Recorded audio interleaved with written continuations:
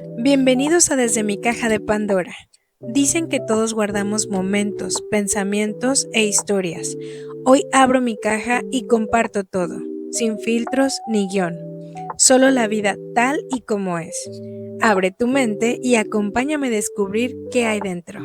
Hola, ¿cómo están? Yo estoy de nuevo aquí con ustedes en este episodio donde quiero compartirles un poco más de mi experiencia con esto que es el TDAH.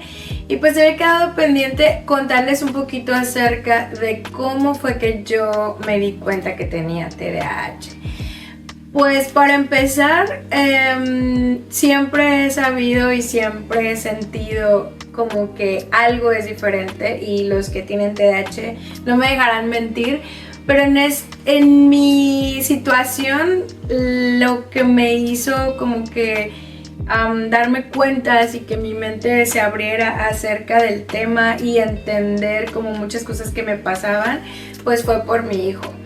El diagnóstico de mi hijo me hizo darme cuenta que pues él y yo teníamos como muchas características muy similares, y les voy a contar un poco de cómo yo me fui dando cuenta que mi hijo tenía ese trastorno, que era neurodivergente. Entonces, desde que Fad era un bebé, ahora él tiene 9 años, pero desde que era bebé yo notaba muchas características distintas, tanto que era muy pequeño, no sé, tal vez unos 6 meses, y él se daba muchas vueltas, pero era muy activo cuando todavía ni siquiera ni gateaba, ni caminaba, ni nada por el estilo. Entonces varias veces lo vimos moverse demasiado en la cama, que daba vueltas y vueltas, y era muy gracioso porque era muy pequeño. Entonces cuando creció un poco más y ya caminaba, comencé a ver cambios no en su persona, sino en su... se me fue la onda. Bueno, comencé a ver cambios en su actividad, en su manera de comportarse cuando ingería ciertos alimentos. Siempre controlé mucho la situación de el azúcar, los dulces, el azúcar agregada, alimentos que tuvieran azúcar agregada, porque pues quería que mi hijo tuviera una alimentación más saludable. Pero tan simple, la primera vez que yo noté algo muy simple fue cuando él se comió un plátano en horas ya casi para la hora de dormir, y él no se podía dormir. Después de comerse un plátano, yo sabía que el plátano tenía como que contenía un poco más de azúcar. Entonces esa vez rompí la regla de darle plátano después de cierta hora, y bueno, mi hijo eran 10 de la noche y no se podía dormir, estaba súper hiperactivo, brincando en la cama, corriendo por allá, caminando por acá, jugando, y fue muy complicado esa vez hacerlo dormir. Entonces yo recuerdo que platicaba con mi mamá y le decía, es que fue el plátano. Mi mamá, es que es un plátano, claro que eso no va a pasar. Y pues sí, o sea, empecé a observar muchas cosas que lo hacían cambiar como que su temperamento, su actitud. Se ponía así como si le dieras mucha cuerda a un juguete y no lo podíamos parar tan fácilmente. Cuando creció un poco más, siguió siendo como complicado, pero yo observaba y siempre era como es que es hiperactivo, es que no se está en paz. Y en algunos momentos lo recuerdo y me da un poco de tristeza porque pensábamos que era el típico niño problema que no se estaba quieto, y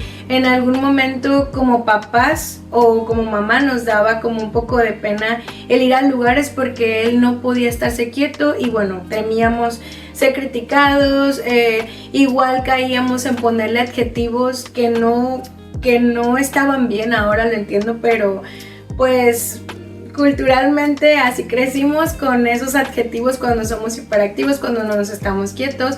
El niño enfadoso, el niño que no está bien educado porque no lo puedes tener sentado como un soldadito, y que bueno, eso es súper complicado para nosotros, estar sentados sin podernos mover es muy complicado. Y yo lo veía mucho en mi hijo, y mi mamá en algún momento hacía el comentario de, ay, igual que tú. Oye mamá, fíjate que en la escuela me dijeron que habla mucho, que no se está quieto, que se mueve de un lugar a otro, que molesta a los compañeros, que el compañero se distrae por culpa de mi hijo. Y era como mi mamá, ay, igual que tú. es que en la escuela decían que eras una perica, el adjetivo. Y luego, es que en la escuela decían que no te estabas quieta, que, o sea, que también molestabas a otros. Y yo lo recuerdo que me tenían que cambiar de un lugar y me movían a otro. Y yo estaba siempre buscando a la persona o al niño que me hiciera caso, porque también tenemos eso, que buscamos como pertenecer a un grupo entre los compañeritos, y bueno, al final terminamos siendo amigos de todos los del salón, porque buscas como alguien que sea similar a ti para poder sentirte como aceptado o pertenecer a un grupo de amigos o un grupo social. En este caso nos mudamos a Canadá, vivimos en Canadá, y estando acá, cuando mi hijo entra a la escuela primaria, sí tuvimos algunas maestras como muy pacientes. Cuando entró al primer año, pues era todo más de juego, más así, pero Faed siempre se caracterizaba por hablar, por brincar en los sillones, por no parar, por ser muy noche y él estar muchísimo más activo de lo normal. Entonces, pues nosotros ya lo conocíamos. Para nosotros era, pues es que así es, y es hiperactivo y pues nos está en paz. Y sí llegaba un punto de sacarnos bastante de nuestras casillas, que era complicado no explotar como papás. O sea, como que llegar a un punto de ya, por favor, estate quieto, porque es muy complicado como papás cuando no tienes la información y cuando no entiendes el comportamiento perfectamente. Sí tiendes a cometer bastantes errores que no ayudan tanto a nuestros hijos, pero bueno, eso ya se los iré platicando más adelante en otro video. Pero en esto, en la escuela, cuando ya fue la escuela como más seria, segundo grado, unas maestras más complicadas, era siempre el tema: se distrae, habla mucho, no se está en paz, interrumpe, distrae a sus otros compañeros. Y bueno, hasta ahí todo iba bien. Otro grado y lo mismo. Hasta que me encontré con una maestra que era como una maestra que ayudaba a la maestra principal de mi hijo. Y esa maestra para mí fue una bendición, porque ella hablaba español. Entonces cada que había una situación, ella me explicaba: es que Faed está teniendo esta situación en clase y la maestra pues quiere darte el reporte, porque pues solo para que sepas que pues lo tenemos que cambiar de lugar y no sé qué. De tantas veces yo ya estaba como teniendo un poquito más de claridad mental con respecto al tema. No me asustaba que me dijeran que mi hijo tenía estas situaciones, porque la verdad para mí no era nada nuevo. Yo entendía su comportamiento hasta cierto punto, y yo sabía que él era igual que yo, o sea, que era muy similar nuestras maneras de actuar y de pensar. Entonces cuando esta maestra aparece, llegó un punto en el que yo le dije: ¿tú crees que mi hijo tenga algún trastorno? Y ella, supongo que por protocolo o por seguridad, solo hizo una seña como de afirmación.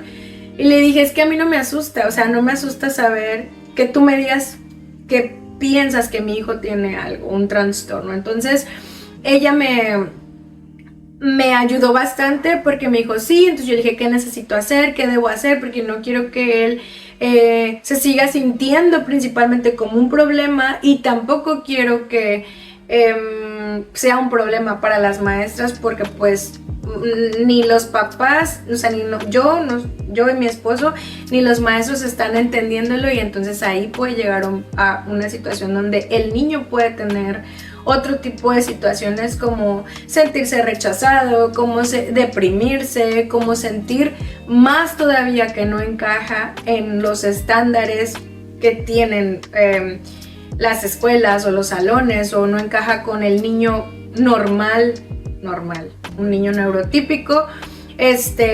Pero hasta ahí esta maestra me ayudó a saber qué hacer para que mi hijo fuera diagnosticado, tuviera un diagnóstico. Entonces, para las personas que están en Canadá y bueno, y las que también me ven en México, nosotros lo ideal fue hablar con nuestro doctor familiar que el doctor familiar diera unas hojas con unas preguntas muy específicas, pero iguales para el papá, la mamá y la maestra. Y ya con esto, el doctor familiar checaba que coincidieran, y si coincidía con cierta cantidad o ciertos puntos, entonces nos ayudaron a referirnos con un pediatra especializado en déficit de atención e hiperactividad. Y es a veces complicado, por ejemplo, en Canadá, porque tienes que esperar. Aquí el servicio médico o las especialidades pues no las pagamos, o algunas no se pagan, y esas que no se pagan tienen mucha lista de espera. Entonces, a raíz de esto, cuando a mí me dicen que mi hijo sí tiene TDA, sí. Cuando me hacen saber que sí, aunque yo ya tenía como un poco de conciencia de que él tenía este trastorno, a mí me cayó como un balde de agua fría, porque fue como esa emoción de todo este tiempo él tenía una situación que él no controlaba y que yo le exigía como mamá. Tienes que quedarte quieto, deja de brincar, no grites, no hables tanto, ¿por qué lloras? ¿Por qué no me haces caso? O sea, como que llegamos a un punto donde ya no podíamos controlarlo, porque pues ya no sabíamos qué más hacer. Cuando esto pasa, yo empiezo a investigar un poco más acerca de ese trastorno, y con esto empiezo a darme cuenta pues que de igual manera probablemente o no probablemente yo tenía ese trastorno. Yo comencé a investigarlo por mi hijo, pero también me ayudó muchísimo a entender muchas cosas de, mi mente entonces también es así, y también empecé a tener muchas respuestas del por qué yo actuaba de una u otra manera, de por qué interrumpía y a veces se molestaban conmigo, o por qué cambiaba de tema drásticamente. Entonces de ahí partió que yo empecé a hacerme muy consciente del déficit de atención e hiperactividad. Y yo comencé a tomar terapia. Mi terapia es psicoanálisis, que la verdad me encanta, me fascina. Es la primera vez que yo puedo tomar, ¿cómo puedo explicarlo? Que una terapia psicológica me funciona así. O sea, como que el psicoanálisis para mí fue algo que me ha ayudado bastante hasta ahora a entender, a tener mucho freno, a darme cuenta, a ser muy consciente de voy a interrumpir, ya interrumpí, discúlpame, perdón, de repente quiero hablar pero ya puedo pararlo. Entonces la terapia para mí ha sido bastante buena. Estoy buscando también terapia para que mi hijo pueda obtener estos beneficios de las terapias psicológicas. Aún estamos en espera de eso, pero bueno, mi hijo tuvo el diagnóstico, pues de repente también después del diagnóstico me diagnosticaron a mí, y mi doctor familiar también me ayudó, me tuvo que hacer un test para mí y mi mamá, que les cuento que para mi mamá fue bastante complicado, porque decía, es que no me acuerdo, es que no sé, o sea, como que mi mamá decía, se le hacía normal que Fayeli fuera de cierto modo, pero entonces con este test, sí, o sea, mi psicoanalista me dio me dijo, tú tienes TDAH igual que tu hijo, y mi doctor familiar aquí también me lo hizo saber. Y ya después de este diagnóstico, pues